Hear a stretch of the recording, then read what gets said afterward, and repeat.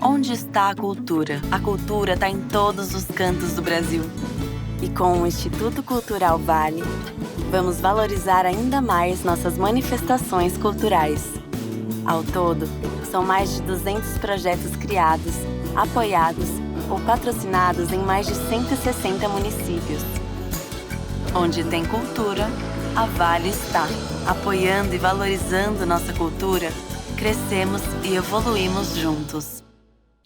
Muito boa noite, vamos dar início a mais uma edição do projeto Sempre um Papo, programa que há 37 anos exibe nas redes sociais e também nos palcos de Belo Horizonte, especialmente, mas também nós já estivemos em Brasília, São Paulo, estamos há 18 anos no Sesc São Paulo, e traz escritores e escritoras para conversar com o público. Hoje a gente tem a presença da Marta Batalha, lançando o seu mais recente livro, Chuva de Papel. Faço aqui, inclusive, um agradecimento público ao Max, que está aqui na Companhia das Letras, representando a editora. Muito obrigado, Max, não só por esse, mas o apoio que a companhia nos dá desde que começou há 37 anos atrás. Curiosamente, viu, Cláudio, a companhia tem a mesma idade do Sempre um Papo. E foi ali que praticamente tudo começou. Esse programa vai ser depositado e exibido no YouTube do Sempre um Papo, que tem mais de 100 mil seguidores e que contém mais de 800 programas gravados ao longo desses anos todos, se constituindo, como creio eu, um dos programas de incentivo ao hábito da leitura mais importantes e de maior volume no Brasil. Desde já eu peço autorização de imagem para vocês que estão na plateia. Caso alguém fortuitamente não queira aparecer em algum momento, por favor, informe. E caso alguém quiser processar por qualquer tipo de invasão de privacidade, processe o Gabriel aí, que ele que está filmando, eu não, viu? A culpa é dele aí. Eu falo isso toda vez, então já está tudo registrado, a culpa é do Gabriel mesmo. O projeto continua durante o ano que se segue, para quem quiser acompanhar a programação nas nossas redes sociais, especialmente o Instagram e o Facebook. No Twitter, muito não está merecendo ser citado. Não, né? Marta, muito boa noite. Boa noite, Afonso. Essa é a quinta vez que a gente faz programa junto, né? Uau! A Marta, eu brinquei com a Marta que é a primeira vez que ela fala. Então, na primeira vez que participa do projeto, eu peço que faça aquela pergunta que eu sei que é bastante idiota, mas faz parte, que é como é que começou na literatura, essa coisa toda. Mas é importante para as pessoas que estão aí assistindo no YouTube conhecer um pouco da trajetória da Marta. Eu prometo que nos próximos livros ela não precisa falar isso e fala direto sobre o assunto dela. Então, Marta, eu queria pedir para que você fizesse um breve relato da sua trajetória como jornalista, que começou, percorreu alguns veículos de comunicação no Rio de Janeiro, e tem essa característica do jornalista de transformar, de levar para as suas histórias, né, um pouco desse ambiente que você conviveu, que eu também convivi, né, desde que eu também fui repórter de polícia e de velórios e de acontecimentos de redação, que a gente está sempre envolvido, né? Muito boa noite. Boa noite, Afonso. Prazer estar aqui, uma alegria, né? Eu até brinquei com ele que eu era a única escritora que ele não conhece, que todo mundo já veio, que ele que era interessantíssimo, eu queria, né? Fiquei curiosa com as histórias que ele tinha para contar de tantos escritores que ele conheceu e conversou. Mas, bom, eu acho que a minha formação nunca foi, eu nunca fiz nenhum curso de escrita criativa, me formei e trabalhei como jornalista, e eu acho que eu sou muito boa procrastinando, porque eu sempre quis ser escritora desde que eu era criança, mas eu tinha muito medo, então eu fiz comunicação, procurei funções que me deixariam perto da escrita, mas não exatamente perto de escrever ficção, romances, que era o que eu realmente queria. Então, eu fiz comunicação, trabalhei em todos os veículos, todos os jornais. Eu nunca fiz rádio, nunca fiz TV. E trabalhei no Jornal Dia, trabalhei no Extra, trabalhei no Globo, no Rio de Janeiro. E peguei pesado, assim, né? A gente fazia geral, ainda tinha os repórteres de polícia, né, que faziam toda essa parte de delegacia. A gente ficava escutando a rádio da polícia, né, eles ficavam ligando para a delegacia, corpo de bombeiros, para ver se acontecia alguma coisa. E, para mim, foi uma experiência muito enriquecedora. O jornalismo me ensinou reportagem, né, me ensinou... eu aprendi ali, no dia a dia, questões que eu usaria depois na minha escrita. Porque no jornalismo você tem que escrever rápido, com prazo. Você tem que descobrir, quando você sai para a rua e você volta, você tem que... Tem aquela história, mas você tem que saber qual é o começo daquela história, como é que você vai contar aquela história.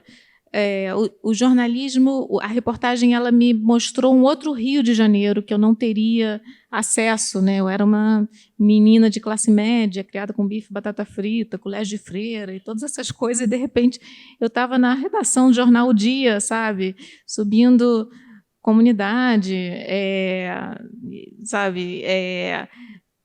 Vendo acidentes de trânsito e vendo quem é que morreu, indo ao enterro. Eu enterro toda semana, né? Enterro de traficante, me mandava para o enterro de traficante. Um ônibus se chocou com um caminhão, aí lá ia eu para ver aquelas coisas todas. Então, eu aprendi aprendi na prática o que o Zuenir, né, fala da cidade partida, que eu era de uma cidade, e a reportagem me mostrou o outro lado da cidade.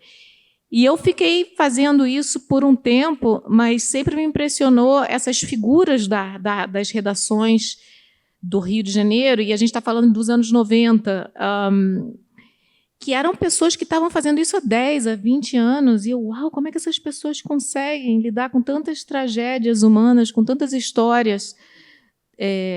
Como é que é a cabeça dessas pessoas? E realmente era muito intenso isso. Isso me marcou muito.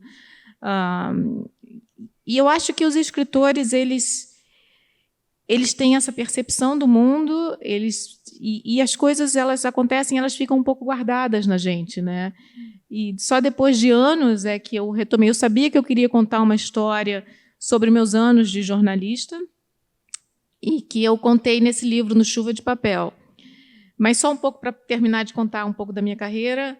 Eu trabalhei muito em jornalismo, em reportagem. Depois eu criei uma editora, saí dos jornais e eu criei uma editora chamada Editora Desiderata, que a ideia era exatamente trabalhar com material de jornalistas que poderia ser reaproveitado. Eu queria fazer o livro da revista Realidade. Nunca conseguia fazer. Eu queria fazer o livro da revista Senhor. Também foi um livro que eu não consegui fazer. Eu consegui fazer o livro do Pasquim, que eu muito me orgulho desse projeto. E eu me lembro que, na época, quem me ajudou a montar esse projeto foi o Rui Castro. Eu liguei para ele, na época, isso era início dos anos 2000, ainda se usava telefone com secretária eletrônica, né, linha fixa. O Rui tem até hoje. Ah, é? Até pouco eu não ligo para a casa dele. Então, e aí eu falei com a secretária e ele atendeu o telefone, né? E ele falou, mas como é que você vai fazer o Pasquinho livro? Isso é impossível. Eu falei, não, eu quero fazer esse projeto. E aí ele falou, olha, se você for fazer,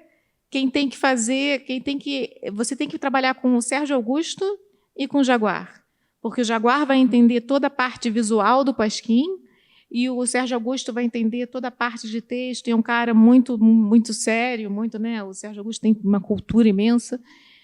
E foi exatamente o que aconteceu. Ele falou, vai ser impossível você fazer o projeto, e a gente conseguiu fazer. Era um bando a gente tinha, sei lá, 30 anos e resolveu fazer esse projeto.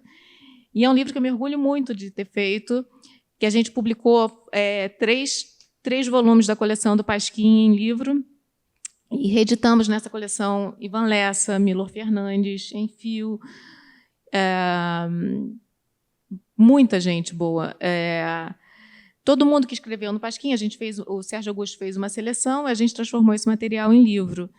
E eu aprendi também muito nessa editora que eu montei, a Desiderata, porque tanto a reportagem quanto a editora, ela me ensina a ver o que é mais importante, como que você se edita. E o escritor ele tem que se editar o tempo todo. né? É muito importante que você saiba o que você tem, o que tem que ficar fora, o que você vai colocar numa história, além de outras coisas de estilo e sedução de escrita que eu considero muito. E tive essa editora por um tempo, né? A gente fez o Jeep Jeep Nheco-Nheco, do Ivan Lessa, a gente refez em livro, a gente fez A Verdadeira História do Paraíso, do Milor, que na época era só uma história que eu acho que tinha saído talvez na revista Senhor, e eu refiz isso em livro. A gente fez o Poesia Matemática do Milor em livro também, que só tinha saído... Era um material que já tinha saído anteriormente, que eu considerava importante, e a gente reeditou esse material. Fiz exposição também, trabalhei uma época... A Desiderata também era uma produtora cultural, a gente trouxe para o Brasil o WordPress Photo. Você sabe que só um parênteses, eu criei um Substack, que é uma newsletter para leitores. E na hora que eu fui fazer a minha biografia para dizer quem eu era, menina, eu tinha feito tanta coisa que até eu li, eu falei, isso é mentira, ela deve estar mentindo em algum lugar. É o ChatGPT que fez, né? Eu falei assim, né, vou ter que dar um Google nessa mulher, porque ela, né, eu fiz muita coisa mesmo. E aí eu estava com essa editorinha, feliz da vida, e aí fui para Nova York de férias e eu conheci um porto-riquenho e realmente me apaixonei, e aí eu decidi vender tudo e me mudei para Nova York para ficar com ele. Foi basicamente essa... Quem que é essa pessoa? A gente tem que matar essa pessoa, porque tirou você daqui. Que nada, olha, agora eu fui lá para fora, eu estou fazendo um monte de... Pois é. Mas, basicamente, foi isso. Eu tinha uma vida assim, de muito trabalho, de muitas realizações, mas a minha parte emocional não estava onde eu queria, e aí eu resolvi realmente me jogar num relacionamento, uma questão absolutamente pessoal, não tinha nada de nenhuma decisão profissional. E Nova York era um lugar que ele estava morando, mas era um lugar neutro, que não era nem Porto Rico, nem... né, e nem Brasil, e eu vendi a editora para a Ediouro e comecei do zero. Peguei 2 malas, fui lá com as minhas malas, vendi tudo e comecei um mestrado em Publishing na NYU. Beleza, antes de continuar, eu queria que você fizesse uma breve fala, isso pode até depois cortar isso, tá? Mas que é muito legal para a gente fazer o programa, que é uma breve fala de cada um dos livros, tá? A gente vai fazer uma edição depois com uma leitura no programa de cada um. Você pode começar pela vida de Eurídice, falar um pouco de cada um. Tá? Separado, para a gente poder fazer isso. Agora, tá. Bom, A Vida Invisível, de Eurídice Gusmão, foi o meu primeiro livro, foi um romance. E nessa época eu estava morando em Nova York, eu já tinha trabalhado em publishing nas editoras em Nova York, e aconteceu algo muito interessante para o meu projeto, para o meu processo criativo, que é o seguinte: por eu estar no exterior, eu podia ver o Brasil de um modo melhor. E eu comecei a perceber que eu estava no meio de pessoas muito sofisticadas, pessoas com uma cultura imensa, mas que eles não tinham o que eu tinha, que era uma visão de Brasil, eram as histórias do Brasil, as histórias do Rio de Janeiro, que só eu saberia contar. E foi um pouco isso que me levou a escrever A Vida Invisível, de Eurídice Gusmão. Eu queria contar essa história baseada nesse Rio de Janeiro, uma história baseada nas mulheres que eu tinha conhecido e que não tinham se realizado pelas questões que eu mostro um pouco no livro. E no processo de escrever esse livro e de escrever os outros livros para mim é muito interessante eu saber que eu estou fazendo uma coisa muito diferente do meu entorno, né? Essa estranheza de você estar fazendo uma coisa que eu sei que é original, não para o público estrangeiro, eu nunca escrevi para o público estrangeiro, mas é algo que só eu posso contar e do meu jeito de contar. Então, A Vida Invisível, de Eurídice Gusmão, conta a história de 2 irmãs no Rio de Janeiro que são jovens nos anos 1950, têm uma série de sonhos e não se conseguem realizar esses sonhos porque havia poucas possibilidades para as mulheres da época, né? Poucas opções, além de você se casar e de você ter filhos e tudo mais. A Eurídice e a Guida são bem diferentes, né? E elas tentam ser felizes, cada uma do seu modo. Esse é o meu primeiro livro, e é muito interessante. Quando eu escrevi esse livro, tem uma escritora americana chamada Flannery O'Connor, e ela fala que você pode escrever sobre o que você quiser, mas você não às vezes você não consegue, nem tudo que você vai escrever vai ganhar vida. E isso é muito interessante, porque quando eu escrevi esse livro, você sente, o escritor tem que ter esse sexto sentido. Eu falei, esse é um livro com vida, esse é um livro que eu sei que tem uma vida aí, que eu sei que vai envolver os leitores. E realmente foi um livro que, assim, até hoje é um livro que vende, é um livro que as pessoas, né, falam: você contou a minha história, você contou a história da minha mãe. 2016, não foi? 2016.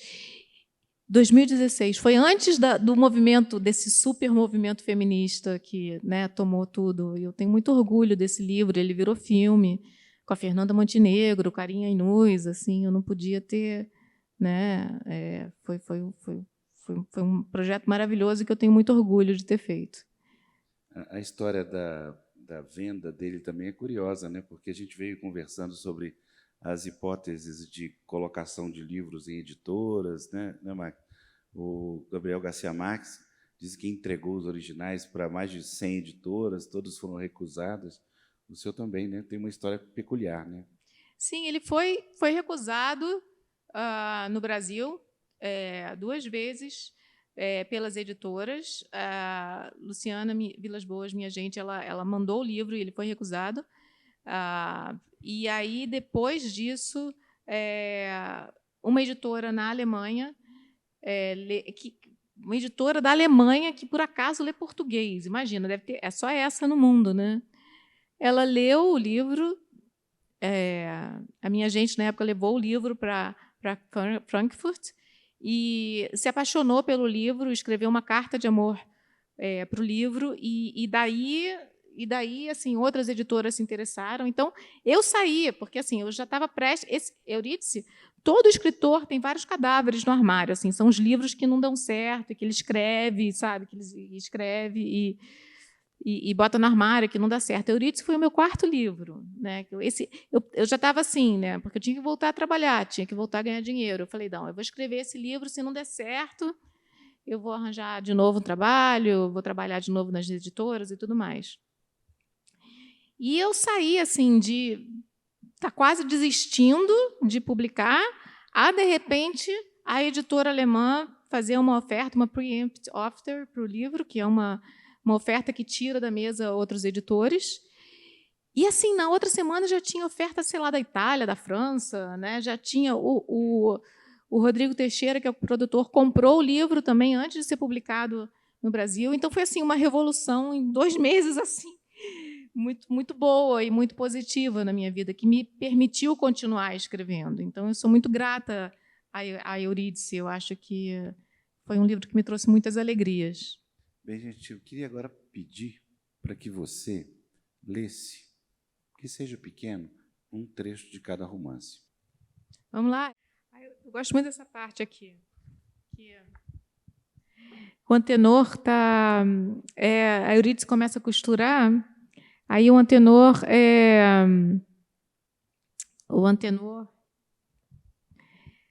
descobre que ela está costurando para fora, né? E fala, não, mulher minha não pode jamais trabalhar para fora e tal. E ele começou a brigar com ela, né? E aí é o meu narrador irônico que está falando aqui, o narrador irônico. Depois que o Antenor está brigando com a Eurídice por causa da costura, ele fala assim, o narrador: aconteceu aí uma coisa curiosa. Antenor não conseguia parar de repetir as mesmas frases. Ouviu bem, Eurídice? Ouviu? Eu saio para trabalhar, você cuida das crianças. Ouviu, Eurídice? Ouviu? Eu saio para trabalhar, você cuida das crianças. E nem esperava a mulher dizer se tinha ouvido. Emendava a frase de novo e de novo. Eu saio para trabalhar, você cuida das crianças. Quando Antenor conseguiu se livrar das mesmas frases, aconteceu algo ainda mais peculiar. A cada novo grito, a situação dos filhos piorava. As unhas de Cecília estavam sujas, os cabelos de Afonso estavam longos, Antenor dizia. O nariz dos dois escorria, muito, sem parar, o tempo todo. Catarros verdes, amarelos, arroxeados, ele dizia. As crianças não faziam uma refeição decente há semanas. Ele já tinha percebido. Os filhos só comiam broinhas. Broinhas! E isso quando comiam. Eram crianças, dizia Antenor, que viviam ao Deus dará, estavam entregues à sorte da providência. Mais um pouco, ele disse, e seriam confundidos com meninos do morro. Vamos falar do castelo? Vamos falar do castelo. O castelo tem um pouco dessa questão. Para mim é muito... Agora isso está mudando muito no Brasil, mas quando eu estava escrevendo Castelo, a gente sempre teve um problema com memória no Brasil, né? É muito interessante. Hoje tem... Eu acho que existe um interesse maior da juventude assim, em saber sobre prédios antigos e saber sobre a história. Eu acho que isso está mudando. Escritores brasileiros estão vendendo mais. Está sendo muito interessante. Eu acho que está tendo uma mudança cultural. O Brasil está muito interessado em se conhecer agora.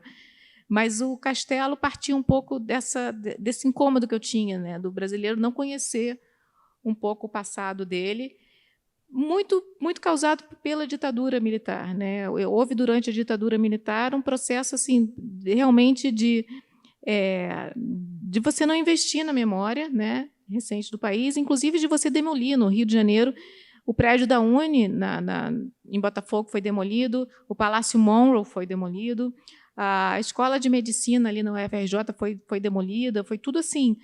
Teve esse desmonte todo. Nesse livro eu falo sobre um castelo em Ipanema que, de fato, existiu. E esse castelo, eu conto, aí eu faço toda uma ficção baseada nesse castelo, e eu conto um pouco como foi a história do Castelo de Ipanema, e falo depois um pouco dos anos 60 e tudo mais, entro um pouco na ditadura militar, e um pouco também do que acontecia dentro, como era a dinâmica da classe média carioca, né, que sempre foi muito conservadora, né? Então, assim, Ipanema é um lugar que sempre foi muito, por um lado, muito moderno, muito liberal, mas a classe média carioca às vezes não seguia o mesmo passo. Então, são questões que eu trato nesse livro, né, baseada na história desse castelo que aqui realmente, de fato, foi construído na praia de Ipanema, depois foi demolido e hoje ninguém nem sabe onde é que ele fica. Essa aqui é no começo do livro, que assim é contado em tom de fábula do castelo, e é essa Brigitta que ela chega do Brasil, da Europa, e ela nunca não tem ideia de onde ela está, no Rio de Janeiro, né? E depois de alguns dias no hotel, ela sai, ela já está entediada no hotel e ela sai para conhecer sozinha e a pé pela primeira vez o Rio de Janeiro.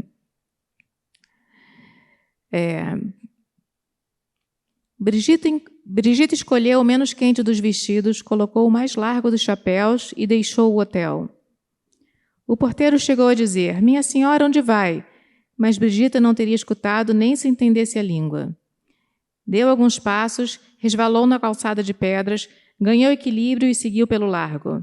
Passou pela turca que vendia fósforos, pelo homem que vendia aves, pelo leiteiro com vaca e bezerro, pelo pescador com balaio de peixes, pelo italiano com cesto de empadas, pelo mulato com tabuleiro de doces. Descalços, todos eles descalços. Mas como é possível? Vocês já inventaram o sapato? Na rua adiante havia um negro tão negro que ela teve que olhar por muito tempo. Nunca tinha visto alguém com tanta cor. Viu árabes, índios e chineses com carroças de fruta, hortaliça, peixe seco. Senhores transpirando sobre o colete, mulheres de coque suados, cocheiros de camisas rotas, homens a cavalos com chapéu de palha, calestes centenários do tempo de Dom João. Crianças maltrapilhas jogando bola, empinando pipas, cantando modinhas, brincando de roda. Na esquina adiante, um mulato vendia jornais com um sorriso de rosto inteiro. Brigitta sorriu de volta. Incomodou-se com algo, olhou novamente, viu uma perna disforme. Ele continuava sorrindo, ela tentou sorrir. Brigitta andava de olhos arregalados e lencinhos no nariz, protegendo-se do cheiro de urina das paredes, das merdas secas nos cantos, dos ventos encanados por roelas que traziam febre amarela, tuberculose e doenças tropicais capazes de matar antes que a ciência as batizasse. Viu açougues frequentados por cachorros, mercearias ocupadas por galos e lojas de chá enfeitadas por gatos de estimação. Deixou a rua larga para subir uma ladeira à esquerda, contornada por casas de paredes desbotadas. Crianças brincavam na calçada, gaiolas com canários decoravam as fachadas.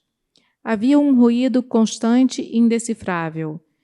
Vinha de um lado da rua e seguia pelo outro, tornava-se fraco ali, aqui e mais forte ali.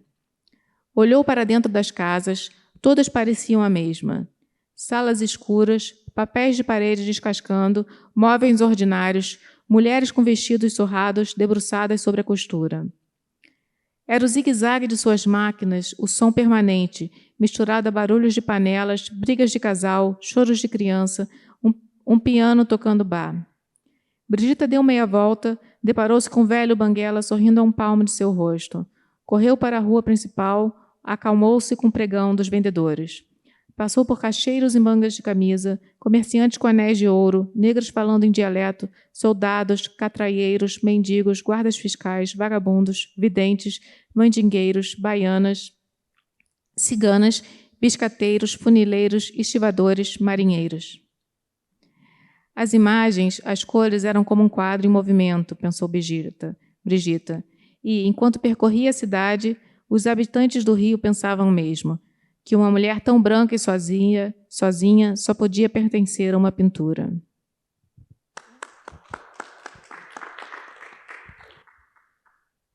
E Chuva de Papel? Chuva de Papel. Bom, Chuva de Papel é um livro, falei um pouco do meu início no jornalismo, e eu sempre quis contar alguma história baseada no jornalismo, não sabia exatamente como. E, por algum tempo, essa frase, eu sabia que o meu protagonista ele ia tentar se matar, eu sabia que era um livro que tinha que ser engraçado, porque isso, eu acho que os escritores, depois de um tempo, você vai aperfeiçoando seu próprio estilo, né? E o Rio de Janeiro é uma cidade muito intensa, eu escrevo muito sobre o Rio de Janeiro. E, para eu contrabalançar toda a intensidade do que tem de ruim na cidade, eu uso muito humor, né? E eu sabia que esse jornalista ele tinha que se matar, né? E eu queria contar a história dele, como é que é um jornalista que, dentro dele, ele tem toda a história do Rio de Janeiro, né? Então, eu criei esse personagem, o Joel. Eu tinha essa frase na minha cabeça, quando o Joel caminhava por Copacabana, ele tinha o hábito de olhar para cima e avaliar de onde ele poderia se jogar. Essa frase ficou martelando um pouco a minha cabeça e existe uma forma de você escrever que, se você tem uma frase, essa frase ela tem muita informação, essa frase. Todo um romance pode se desenvolver a partir dessa frase. Quem é Joel? Se ele tinha um hábito, ele já fazia isso há muito tempo, mas por que, então? Por que Copacabana? E por que ele quer se jogar? Né? Então, a partir dessa frase, eu criei essa história, que é baseada nesse jornalista, e é uma história de afeto entre um velho repórter policial do Rio de Janeiro e uma dona de casa na Tijuca. São pessoas que não querem estar juntas, jamais imaginaram que iam estar juntas, mas, por várias questões, o suicídio do Joel não dá certo, e ele tem que morar de favor na casa dessa senhora, que é a Glória, que é uma figura também bastante interessante, e eles se gostam, mas não se gostam, começam uma relação de afeto e desafetos, né? E eu estava falando antes para você sobre o romance é um pouco como você fazer um cubo mágico, né?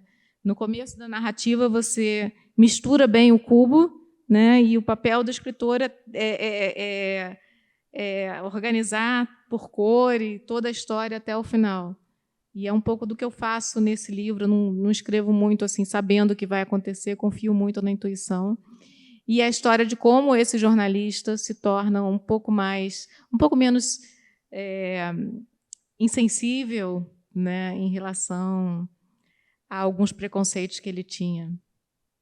Então, essa é a Glória falando. A Glória é essa senhora que está contando a vida dela, né? E então ela começa, né? Ela está conversando com um jornalista, contando a vida dela. É ela que está falando. Mas esse povo só não faz cocô no meu pátio porque a bunda não passa pela grade. Tá lá outro pacote vazio de biscoito. Agora, se não sabem usar um lixo, vão saber votar? Eu, se soubesse quem era, faria escândalo, mas depois sou eu a sem educação. Como na semana passada, quando comprei um pacote de café. Cheguei em casa, abri e voaram sobre mim uns mosquitos.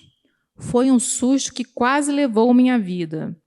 Voltei ao mercado para reclamar com a mocinha do atendimento. Ela avaliou o pacote e perguntou onde estavam os bichos.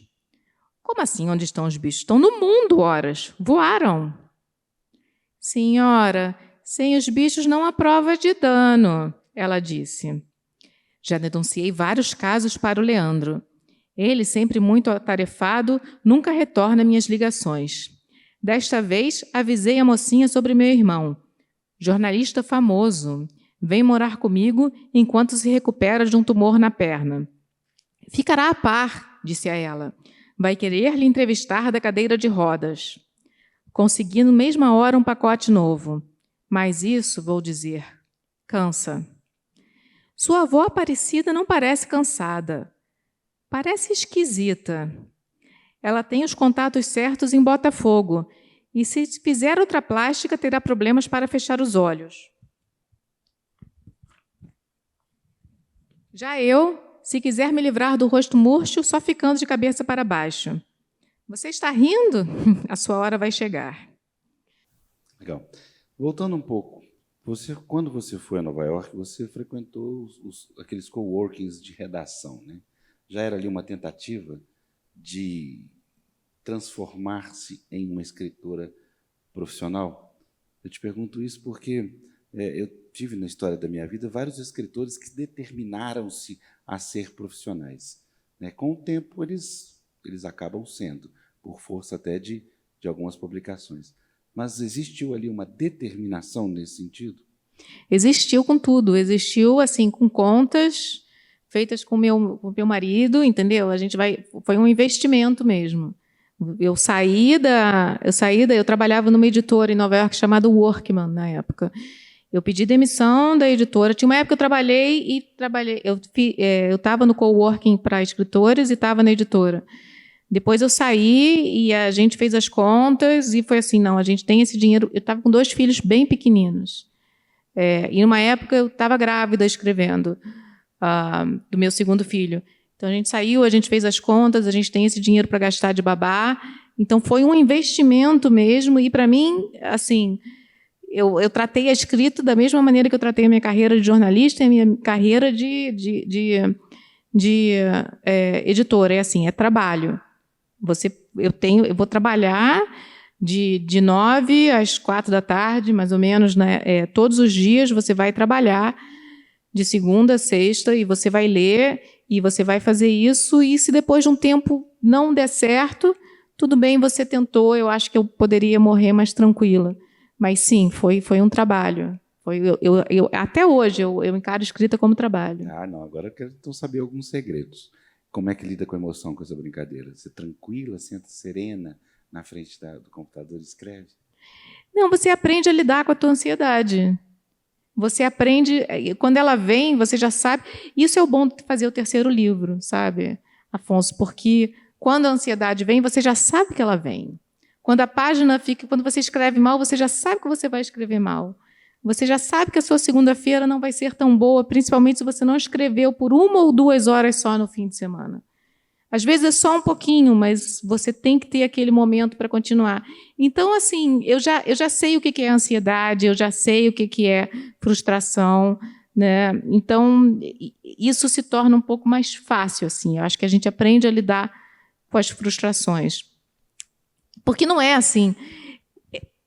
Depois que você escreve, né, e que outro dia eu estava tentando organizar as minhas mídias sociais, estou começando a aparecer agora um pouco mais nas mídias sociais, e eu achei um trabalho tão assim tranquilizador, porque você sabe o que você tem que fazer, depois, né, você vai fazer isso, depois eu vou fazer isso, depois. Escrever não é assim. Escrever realmente é se jogar de um trampolim, né? Mas você aprende a lidar com isso. Duvido. Gente, quem quiser fazer pergunta, pode ficar à vontade aí, viu? A Letícia está do ladinho ali com o microfone. Agora, quieta, livro, não caia. Aqui, eu queria saber como é que você faz eleição. Eleição de assuntos, temas e personagens. Tem ali algum plano ou vai na inspiração? Tem, acho que as duas coisas, assim. Eu estou com muita vontade, por exemplo, agora de escrever sobre manicures. Muita vontade. Manicures, eu acho que você chega no Rio de Janeiro e assim a quantidade de salão de beleza que tem no Rio de Janeiro e assim a quantidade de mulheres que estão trabalhando para essas outras mulheres ficarem, sabe, bonitas e a preocupação das cariocas com, né, ter o cabelo perfeito e as unhas perfeitas o tempo todo. E por exemplo, então eu estou com muita vontade de conhecer um pouco mais a história delas, assim. E eu acho que o meu passado de repórter, assim, aí eu tirei tanta cutícula no Rio de Janeiro, nem tiro minha cutícula, mas eu tiro para estar ficando conversando com elas, sabe, para saber. Deve saber de tudo sobre todos os assuntos, né?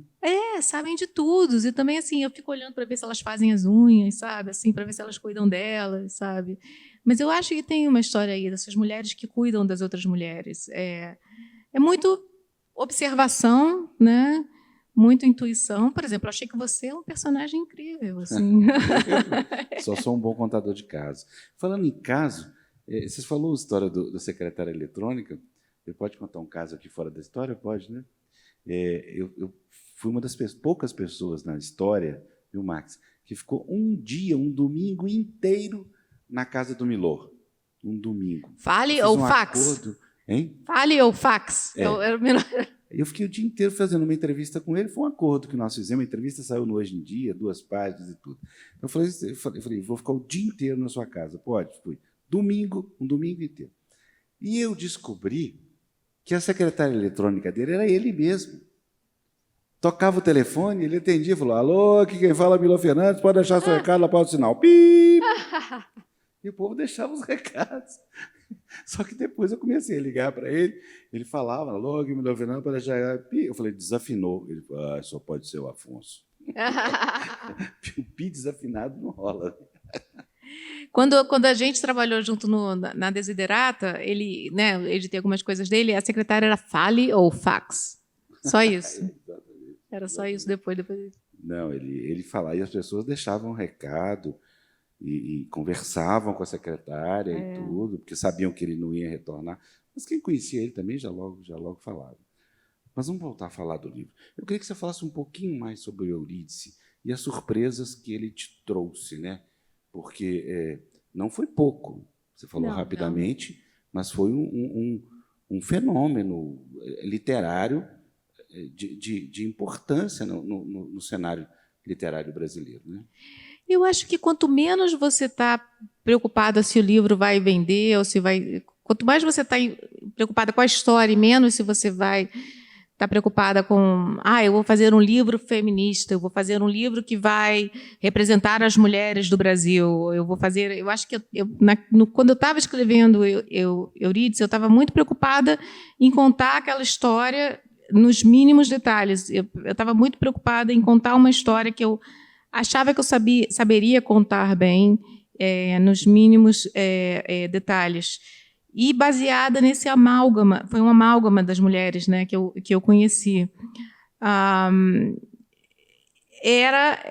Eu fiz alguma pesquisa, né, por exemplo, e o que me impressionou um pouco era que assim, a vida dessas mulheres, assim, 2 gerações antes de mim, era muito mais difícil do que a minha vida, né? Por exemplo, uma vez eu fui pegar o livro de receitas da minha avó, né?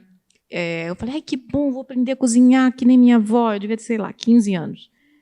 E aí era assim, pato com laranja. E o livro começava assim, compre o pato, mate o pato. Aí, sabe, quando você lê aquilo, só aquela frase, mate o pato, sabe, demanda assim, um trabalho fenomenal que as mulheres de antigamente tinham que fazer, sabe? Há 2 gerações antes de mim. Então, eu queria um pouco contar essa história e era um pouco... Eu acho que muito da escrita tem a ver com a intuição e sobre aquilo que só você pode contar.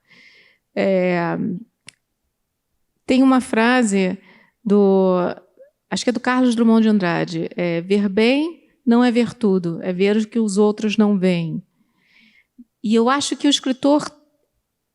Esse é um pouco o trabalho do escritor. O que eu posso contar da Eurídice, que são 2 irmãs que têm uma vida absolutamente plana a outros olhos, né? O que eu posso contar da vida dessas 2 irmãs que vai ser que é extraordinário, que as outras pessoas não veem? E é um pouco isso que eu tento fazer com esses outros personagens, né? Que eu aprendi um pouco, comecei a fazer com Eurídice.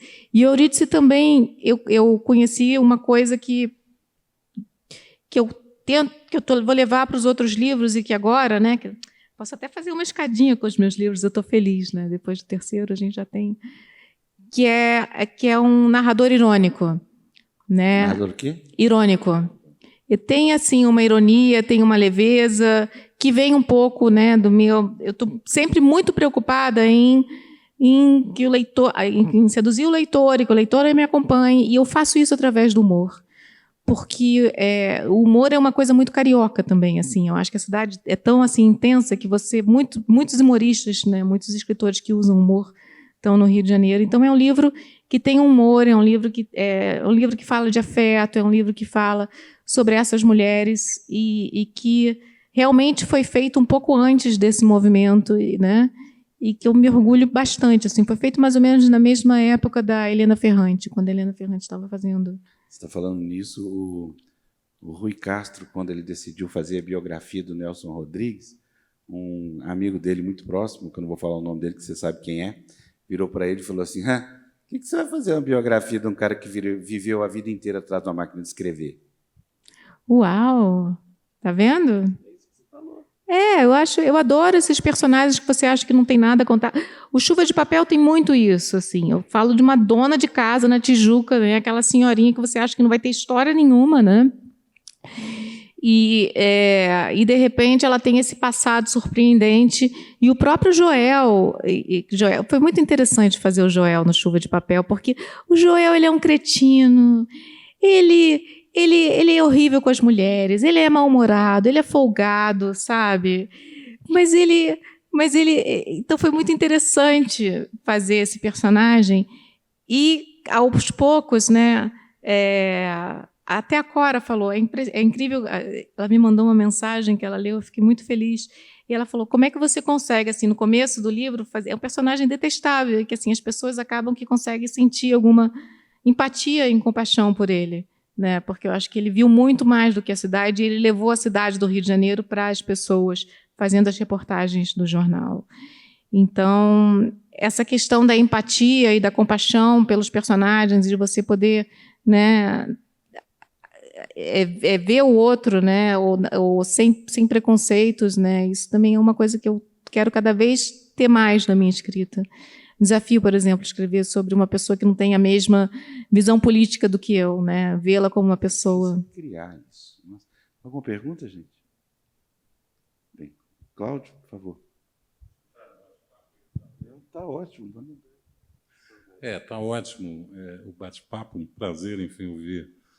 A Marta já li, né, principalmente o Castelo, e é interessante ver essa coisa da sua origem, né, dentro do jornalismo policial, que é enfim, eu acho uma área muito rica. No entanto, no jornalismo é sempre relegado assim para o começo de carreira, para quem é o pior, né, ainda está aprendendo. Depois ele vai ficando mais, vamos dizer, um escritor mais nobre, ele vai para a parte de cultura, vai para a parte de economia, enfim, se tiver conhecimento. Mas o jornalismo é uma área muito rica, né? A gente pensa, por exemplo, Truman Capote, que fez provavelmente o grande gênero, né, de romance policial, revolucionou não só o romance policial, mas a própria literatura, né, fazendo isso. Então, é muito interessante você ver né, o próprio Rubem Fonseca, né, que foi delegado de polícia também durante muitos anos, e todas as histórias que ele trouxe, toda a vivência, toda a experiência, enfim, do lado, enfim, daquela humanidade, né, que você procura tanto aí nos seus personagens. Certamente essa é uma área porque você está no subterrâneo, vamos dizer assim, da sociedade, e aí você pega, né, o que existe mais humano. Mas eu queria te perguntar, na verdade, outra coisa. Como é que é isso? Né? Você mora nos Estados Unidos, né? Você está, enfim, estruturada, né, profissionalmente lá. Como é que é a diferença que você vê em relação aos Estados Unidos e ao Brasil? Né? Porque eu fico vendo no Brasil, escritores aqui ralam tanto, sofrem tanto, falta muitos caminhos e estruturas para eles poderem, enfim, se colocar aí no mercado. Qual que é a diferença? Será que se eu estivesse aqui no Brasil, você teria produzido, né, a Euridice, por exemplo? Boa pergunta, porque já tem quantos anos Não você está lá? sei. Eu estou lá desde 2008. Eu aprendi a me tornar escritora nos Estados Unidos e com a vasta bibliografia de escrita criativa que tem nos Estados Unidos, né? Então, assim, se você quer aprender a escrever, tem assim 1000 livros sobre isso, né? Então, foi lendo muito sobre o Stephen King, que fez o Sobre Escrita. Eu aprendi muito. A diferença é que os Estados Unidos têm uma indústria do livro, existe uma indústria editorial que não tem igual em nenhuma outra parte do mundo. Se você for para qualquer livraria do mundo, ou qualquer país do mundo, a lista dos best-sellers vão ter 3 ou 4 americanos, né? E porque eles são muito bons fazendo o que eles fazem, sabe? Eu vou responder essa tua pergunta falando um pouco dos meus filhos. Meus filhos agora estão com 11 e 13 anos. Desde muito cedo, eles aprendem sobre ponto de vista, eles aprendem sobre o que é um plot, eles aprendem a escrever um texto opinativo. A técnica, os Estados Unidos têm uma técnica para formar escritores extremamente forte das escolas públicas. Os meus filhos são de escolas públicas lá. Além disso, você tem os cursos de escrita criativa, né, os MFAs, que são assim, é uma indústria.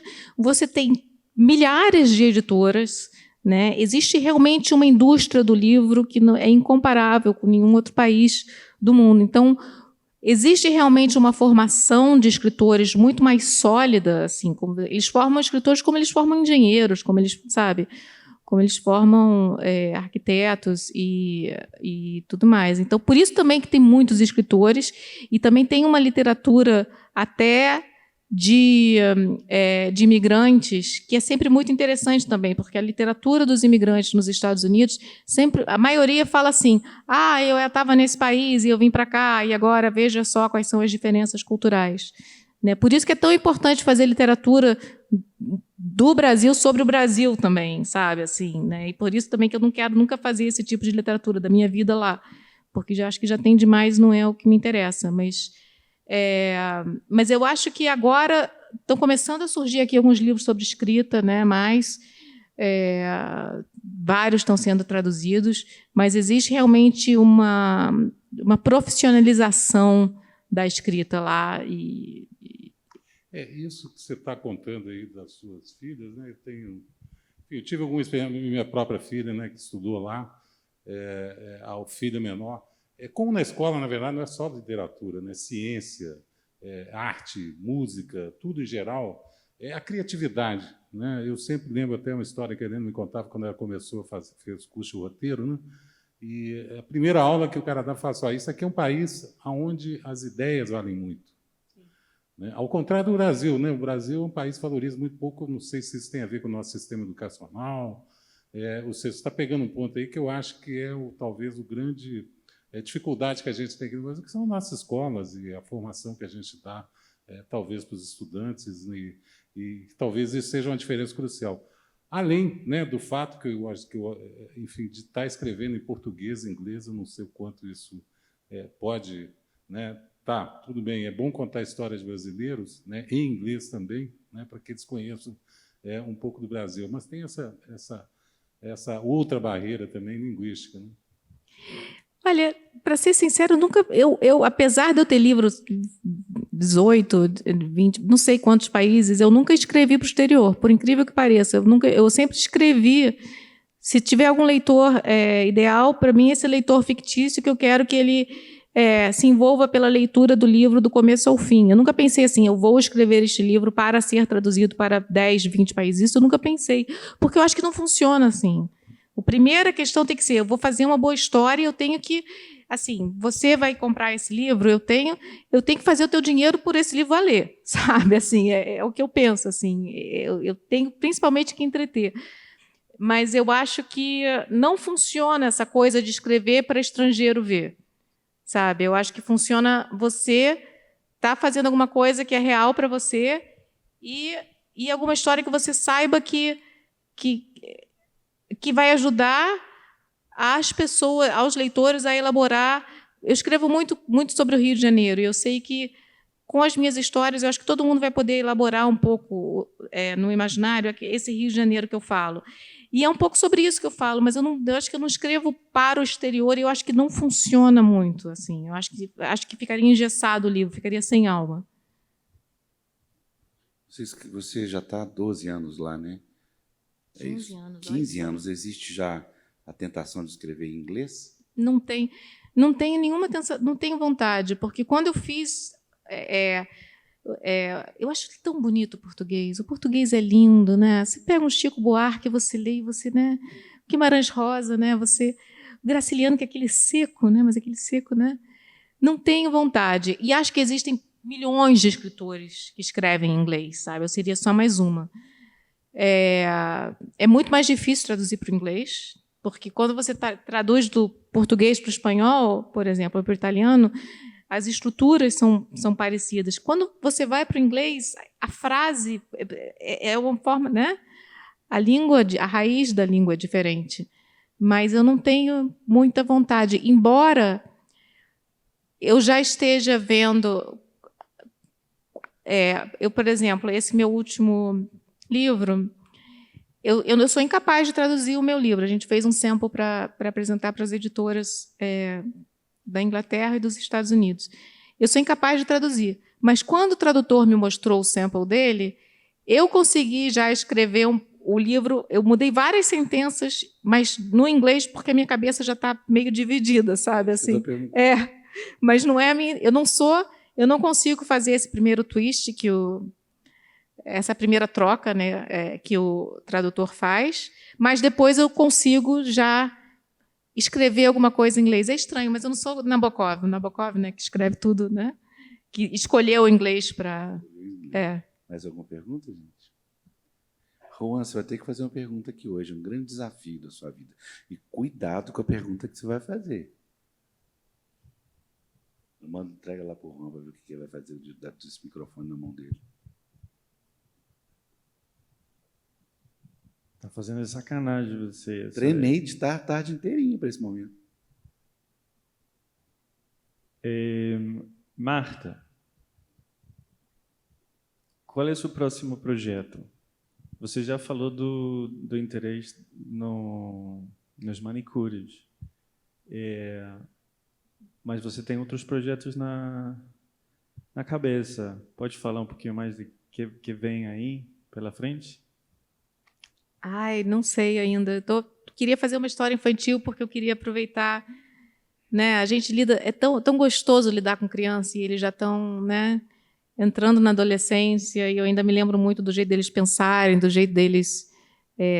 Então eu tenho muita vontade de escrever esse livro infantil com a Joana Pena, que é uma ilustradora e grande amiga que mora perto de mim, lá na Califórnia. Então a vontade é voltar e escrever, mas eu acho que o meu grande projeto é continuar falando do Rio de Janeiro e do Brasil, assim, como um microcosmo que que vai falar realmente sobre a condição humana. Eu acho que o que eu quero é falar sobre a Tijuca, que é esse bairro, e falar sobre as relações humanas nesses ambientes, né, que eu conheço, de modo universal. É esse o meu grande projeto. Você falou que o primeiro era o quarto, e os cadáveres? Estão lá, eu não tive tempo, gente, não dá. Olha, filho, casa, livro um atrás do outro, coluna no Globo, aí nunca consigo. Um dia eu ainda vou voltar lá, dá medo assim de pegar. Porque quando a gente escreve, né, a gente fica com um pouco de medo de pegar as coisas antigas e falar, ai, como essa mulher escreve mal, sabe? Mas eu acho que tem muitas ideias, assim, eu vou voltar para essas ideias depois. Estão lá uns livros que eu tenho que reler. Ou então, mas tem coisa que é melhor nunca.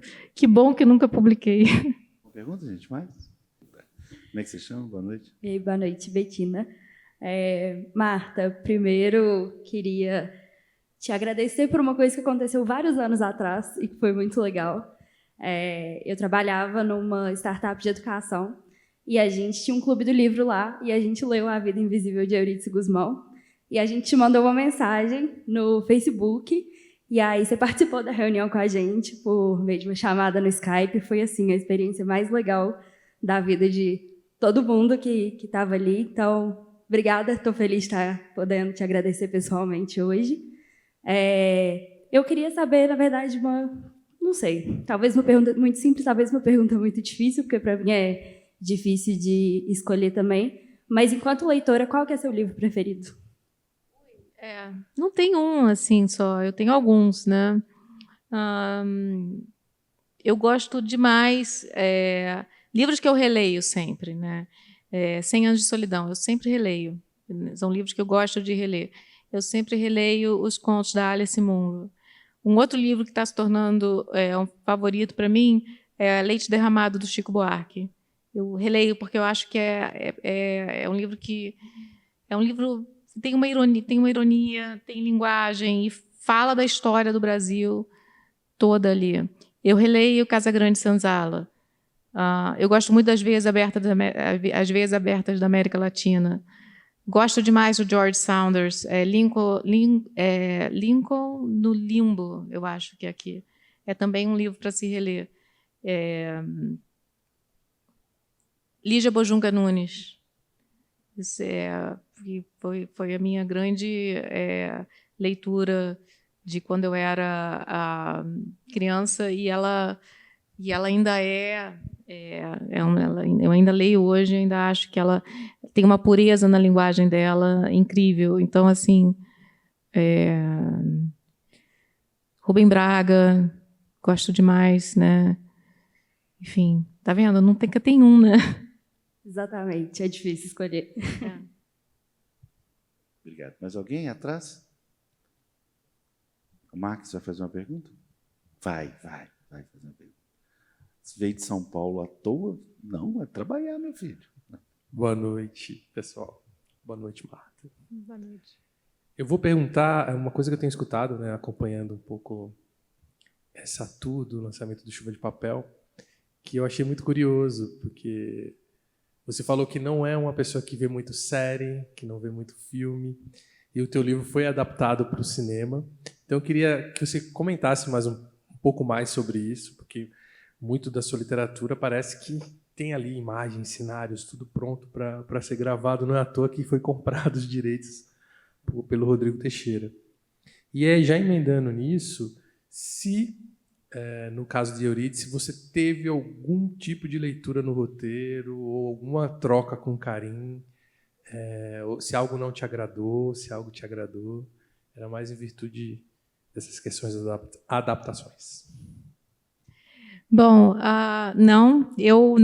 Max, eu não quis tocar em nada do roteiro de Eurídice, e um dos motivos pelos quais eu não quis tocar no roteiro é que é o seguinte: foi o meu primeiro livro, e eu tenho um projeto de carreira de escritora, né? Então, assim, eu sei que eu tenho que lançar um livro depois do outro para eu ter essa carreira. E se eu se eu ficasse muito atordoada com aquele sucesso todo do primeiro livro, e agora como é que vai ser o roteiro e tudo mais, eu não ia conseguir, né, todas aquelas horas de escrita e de tédio, de ansiedade, Afonso, que existe mesmo para, né, para fazer o segundo livro, porque eu sabia que eu estava no começo de uma carreira de escritora e que eu precisava de horas de escrita para continuar a minha formação. Essa foi uma questão. A outra questão foi a seguinte: eu adoro o Carim, eu respeito o Carim, eu adoro o filme, eu jamais poderia trabalhar com o Carim, porque ele tem assim uma estética completamente diferente da minha, sabe? E assim, ele tem essa coisa muito assim, esse melodrama que ele fez um melodrama, e eu escrevi uma tragicomédia, né? Aqui, assim, o Chuva de Papel, eu acho que é um pouco assim, acentua um pouco mais essa tragicomédia que eu comecei a desenvolver em Eurídice. Eu acho que o Castelo, parte do livro tem um certo tom de fábula. Então, e eu acho que foi uma decisão muito sábia, porque eu acho que eu só ia atrapalhar. Eu realmente não conheço o roteiro, eu não sei fazer. E eu acho que eu estou muito preocupada em fazer personagens que não sejam clichês e que sejam redondos e que sejam, né, eles mesmos. Então, assim, uma das grandes alegrias agora que eu estou tendo na turnê do Chuva de Papel, lançando esse livro, é que eu estou tendo... os leitores estão me procurando e estão falando assim: eu adoro o Joel é isso, a Glória é isso, sabe? E eu sei que quando eles falam isso é porque eu criei esse personagem que as pessoas já conseguem ver quem é o Joel, já conseguem ver quem é a Glória. E isso, para mim, é o maior retorno que eu posso ter como escritora. E eu acho que o que o Rodrigo e os outros produtores estão querendo são personagens redondos, né, com defeitos, com qualidades, né, e que não sejam clichês. E para eu fazer esses personagens, eu tenho que estar longe do barulho. Só assim. Mas é um filme lindo, eu adoro. Eu acho que na essência o filme mudou, o Carim mudou bastante, mas eu não me incomodei em nenhum momento. Eu sei que é um projeto que foi um projeto também muito importante para ele, porque ele foi criado por duas mulheres, né, pela mãe e pela tia. E quando ele recebeu o meu livro para ler, ele tinha acabado de perder a tia, a mãe já tinha falecido, então ele estava no momento... E ele sempre quis contar uma história de mulheres assim, né? E também tem uma outra coisa interessante sobre isso, que eu gosto de falar sobre personagens à margem. Os meus livros falam de personagens à margem, e o Carim também. Foi interessante que ele foi para Los Angeles agora, no início do ano, porque teve mostraram o Madame Satã, estava sei lá quantos anos do primeiro, que foi lançado, não sei se foram 20 anos, acho que foi isso, comemoração na UCLA. E eu tinha visto esse filme há muitos anos atrás e vi de novo. E eu fiquei impressionada como que a Madame Satã, gente, que assim, que se travesti na Lapa, como ele é parecido com a Eurídice, assim, como sendo personagem à margem, sabe? Como que são personagens de vidas completamente opostas, mas como que são parecidos por estarem à margem da sociedade. E eu achei isso interessantíssimo também. Gente, muito obrigado. Até a próxima. Música